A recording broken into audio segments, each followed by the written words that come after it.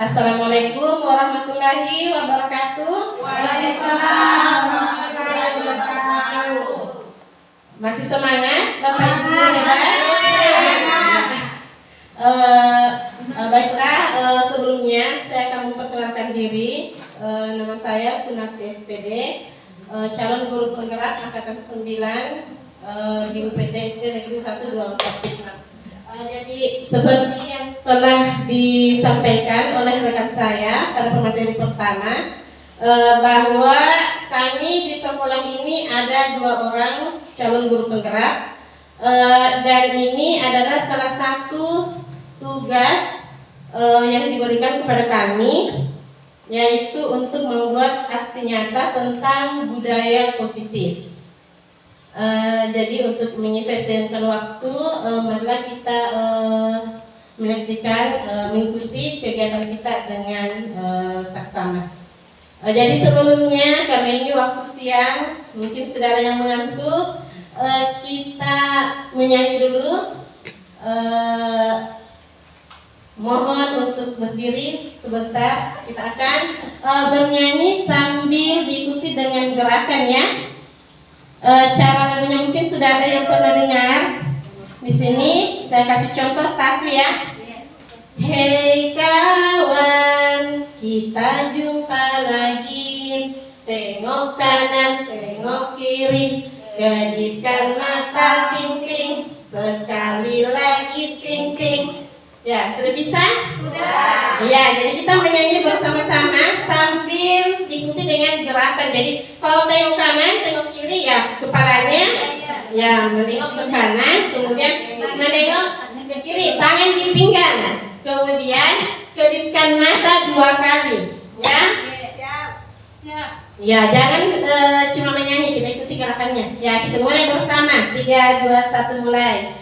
Hei kawan, kita jumpa lagi. Tengok kanan, tengok kiri, kedipkan mata ting-ting. Sekali lagi ting-ting. Hei kawan, kita jumpa lagi.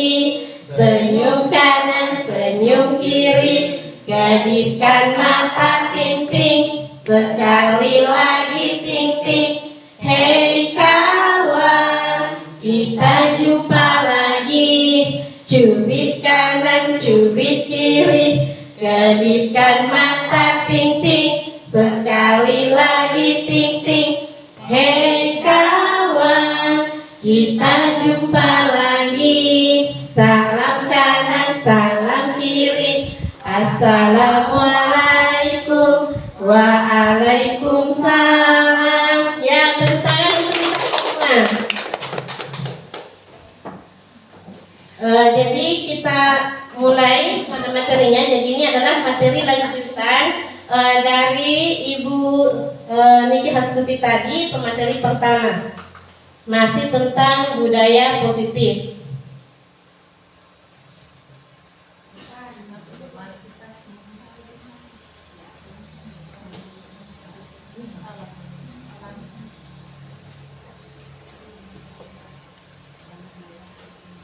Ya, sudah kelihatan?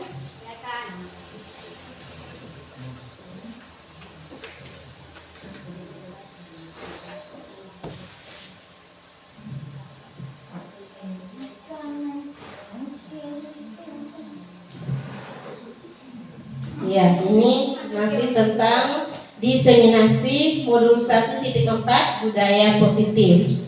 Jadi tadi pada pemateri pertama sudah dijelaskan tentang apa itu budaya positif, kemudian ada hukuman, ada konsekuensi, ada restitusi, kemudian ada motivasi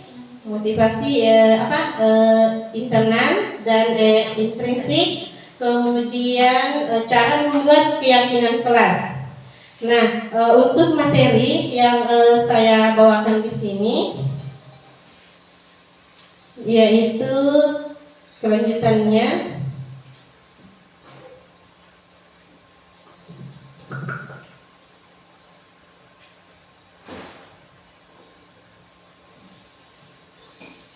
Maaf ada kesalahan teknis.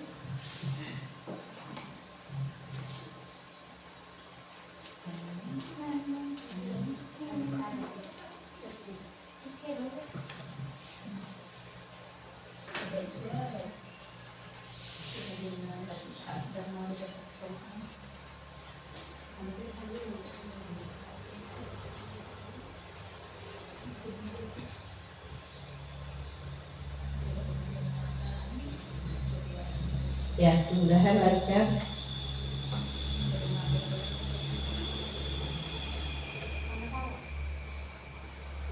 Salah pencet, Kak. Jadi topik yang saya ambil di sini yang pertama yaitu tentang kebutuhan dasar manusia dan dunia berkualitas. Kemudian yang kedua yaitu restitusi. Ada 5 posisi kontrol yang akan kita bahas di sini. Kemudian yang ketiga masih restitusi tentang segitiga restitusi. Mungkin ada dari Bapak Ibu guru hebat yang pernah mendengar istilahnya atau barusan mendengar kata segitiga restitusi. Iya, karena ini baru maka tugas kami di sini memang untuk memperkenalkan pemahaman tentang apa yang telah kami pelajari pada budaya positif tentang segitiga restitusi.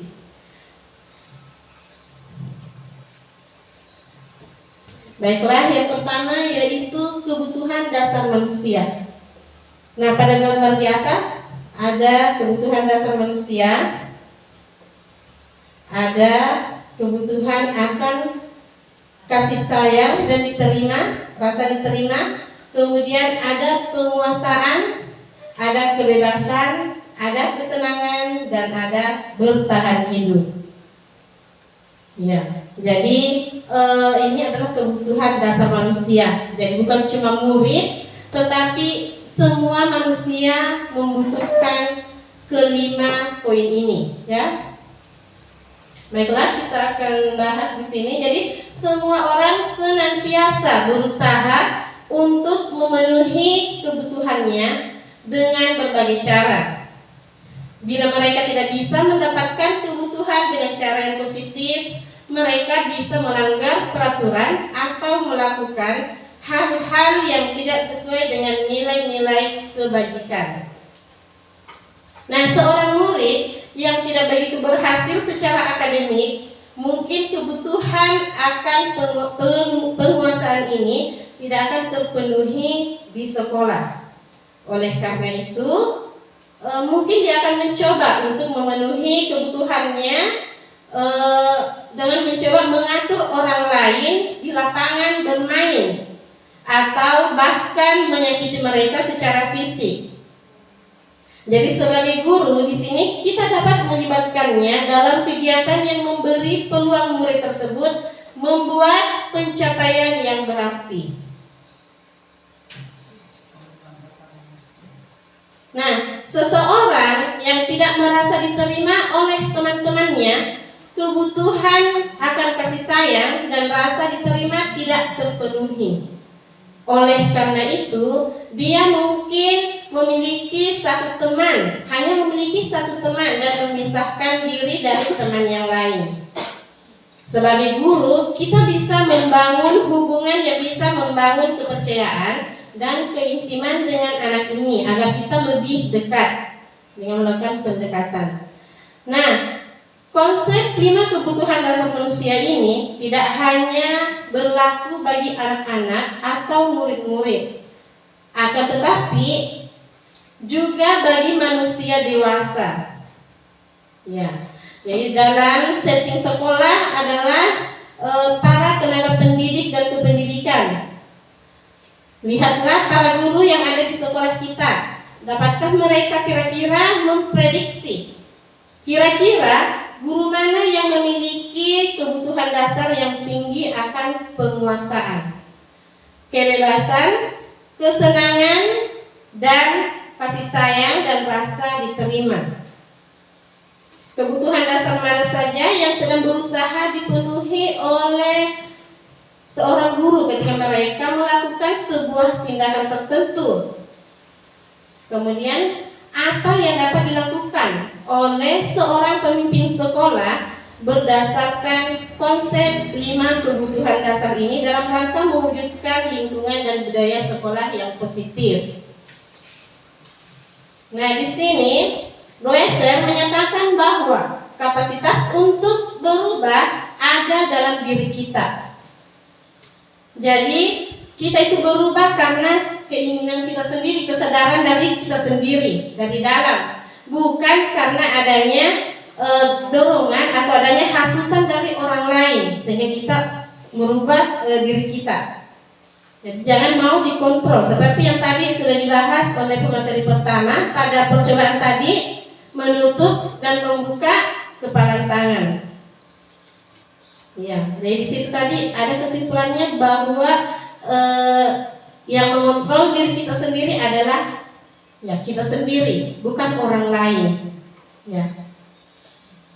Jadi, jika kita dapat mengidentifikasi kebutuhan apa yang mendorong perilaku kita, maka perubahan perilaku positif dapat dimulai dengan mencari solusi untuk memenuhi kebutuhan tertentu dengan cara yang positif. Nah, sekarang kita masuk pada dunia berkualitas. Ada juga tadi dibahas oleh pemateri pertama, sempat ada dibahas tentang dunia berkualitas. Nah, dunia berkualitas kita ini adalah tempat khusus dalam pikiran kita. Tempat kita menyimpan gambaran representasi dari semua yang kita inginkan. Bisa berisi orang-orang, hal-hal dan apa saja yang terbaik dalam hidup kita dan membuat kita merasa bahagia dan terpenuhi kebutuhan dasarnya.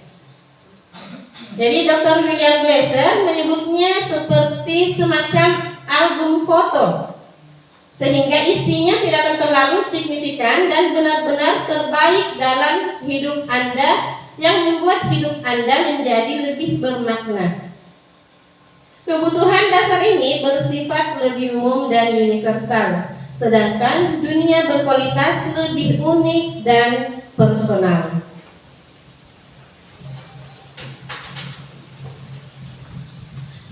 Orang, tempat, benda dan nilai-nilai serta kepercayaan yang penting bagi kita akan termasuk di dalam dunia berkualitas ini. Jadi dianggap sebagai dunia berkualitas ini kita umpamakan sebagai album foto. Ada semua yang tak di dalam. Iya. Jadi untuk masuk ke dunia berkualitas ini, syaratnya adalah bahwa sesuatu itu harus terasa sangat baik bagi kita dan memenuhi setidaknya satu atau lebih kebutuhan dasar. Dalam menentukan segala sesuatu yang masuk dalam dunia berkualitas ini, tidak perlu terlalu mempertimbangkan standar masyarakat tentang apa saja yang penting dan yang tidak penting. Jadi gambaran dunia berkualitas ini adalah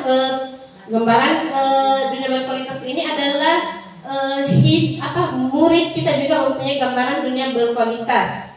Tentunya sebagai guru kita ingin mereka memasukkan hal-hal yang bermakna dan nilai-nilai kebajikan yang hakiki di dalam dunia berkualitas mereka.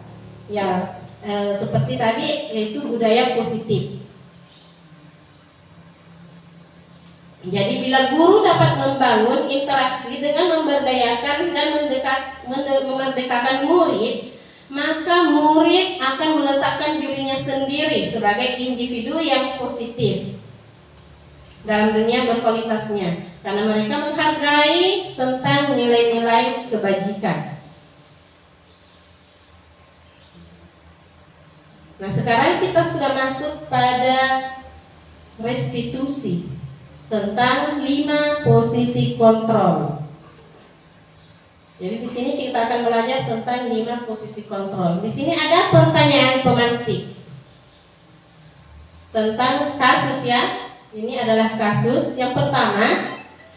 Tisa dan Hana dipanggil masuk ke ruangan Ibu Dewi. Kepala sekolah SMA Makmur, Ibu Dewi baru saja mendapatkan pengaduan dari Ibunda Tisa bahwa Hana menggunakan kata-kata kasar dan merendah-rendahkan Tisa di sosial media. Nah, itu pada kasus yang pertama. Sekarang kasus yang kedua. Anto jarang sekali hadir di pembelajaran jarak jauh, dan pada saat hadir pun Anto seringkali menggunakan kata-kata kasar di kolom chat, mengejek teman-temannya.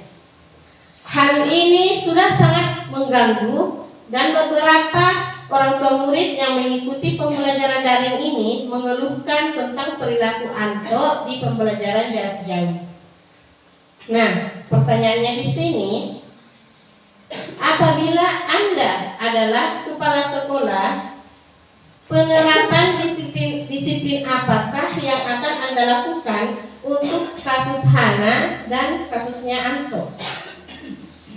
Jadi, misalkan Anda adalah kepala sekolah atau setidaknya sebagai seorang guru, penerapan disiplin apa yang bisa kita lakukan untuk kasus Hana dan kasusnya Anto? Ada yang bisa menjawab pertanyaan ini? Menanggapi, memberikan solusi tentang kasus yang dihadapi oleh Tisa dan Hana? Ada Bapak Ibu?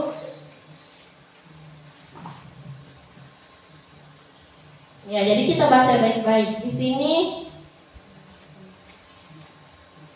jadi ibu gurunya mendapatkan, ibu guru, anggaplah kita adalah Ibu Dewi, mendapatkan pengaduan dari Ibunda Tisa bahwa Hana menggunakan kata-kata kasar dan merendahkan Tisa di sosial media. Disiplin apa kira-kira yang akan kita terapkan di sini? Kalau merendahkan itu berarti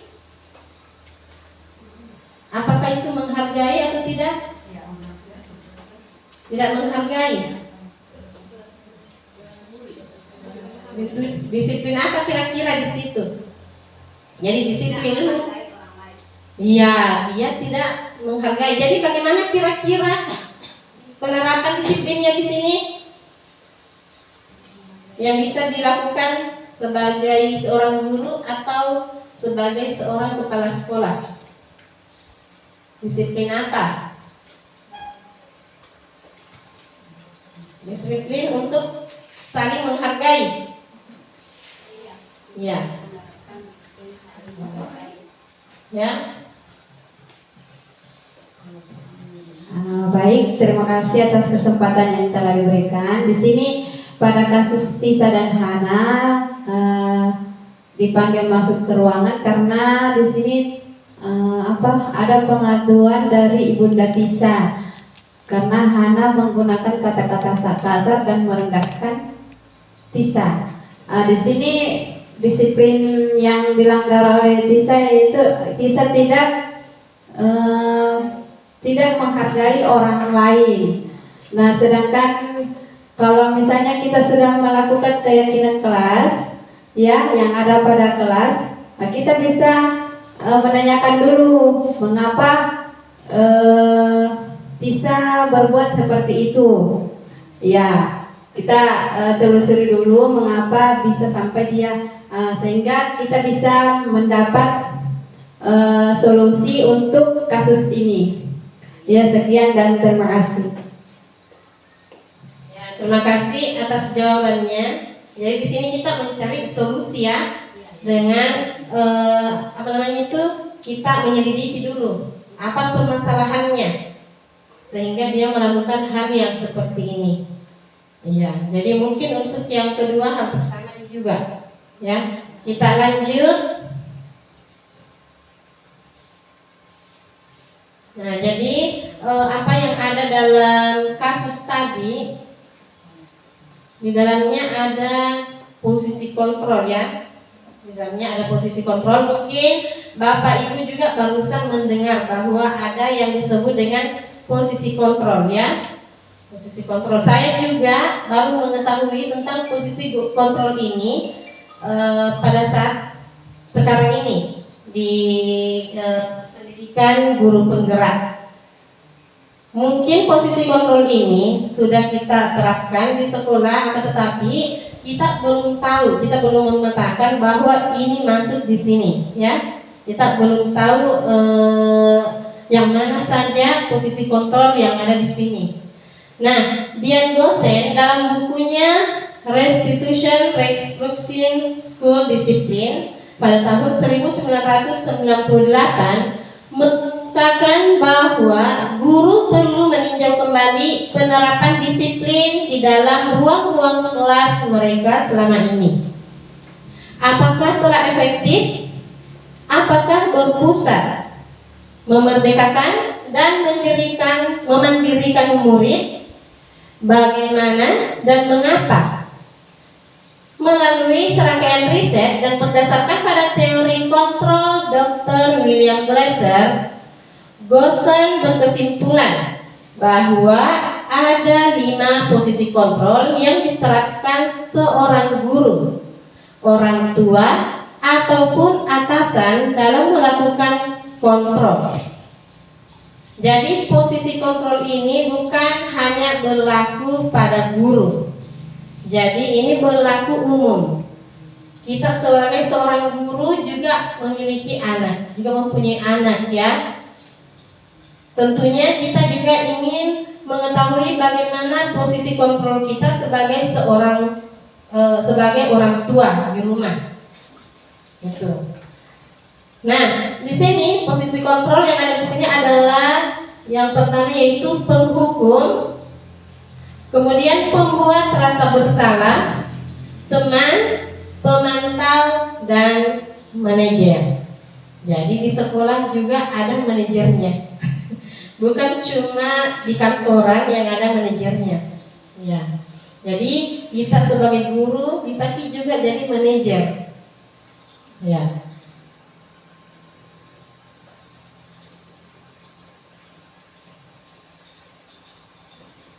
Lanjut. Nah, kita akan bahas di sini bersama-sama tentang kelima posisi kontrol tersebut dan yang mana itu yang disebut dengan penghukum, pembuat merasa bersalah. Ya. Nah, yang pertama yaitu posisi kontrol sebagai penghukum. Nah, seorang penghukum itu bisa menggunakan hukuman fisik maupun verbal. Orang-orang yang menjalankan posisi penghukum ini senantiasa mengatakan bahwa sekolah memerlukan sistem atau alat yang dapat lebih menekan murid-murid lebih dalam lagi. Guru-guru yang menerapkan posisi penghukum akan berkata, jadi ada kata-katanya di sini yang menandakan bahwa guru ini menerapkan posisi kontrol penghukum. Tadi di awal materi, pada saat materi pertama tadi sudah sempat disinggung oleh Ibu Tuti. Tadi ditanya, Ki, kalau siswa tak terlambat datang ke sekolah kita apakan? Kita jawab tadi dihukum, ya, dihukum. Sekarang pertanyaannya, kalau misalkan di kelas Bapak Ibu ada murid yang tidak mengerjakan PR-nya, apa kira-kira yang Bapak Ibu lakukan? Dikasih hukuman. Iya, dikasih hukuman, ya. Ya, tapi akan tetapi ada kata tetapinya. Ya, ada kata tetapinya. Jadi yang perlu saya sampaikan, sebenarnya saya juga dulunya menggunakan posisi kontrol penghukum. Dan mungkin ini lumrah di kalangan guru. Kebanyakan di kalangan guru itu menggunakan posisi penghukum ini, ya. Ya. Nah, adapun kata-kata yang menandakan bahwa ini posisi kontrolnya penghukum, seperti kata seperti ini: patuhi aturan saya, atau kata awas. Nah, biasa itu awas kalau terlambat ke sekolah, ya. Di dalamnya ada ancaman. Ya. kamu selalu saja salah. Ya, ada penekanan di dalam kalimatnya. Kemudian selalu, pasti selalu yang terakhir selesai.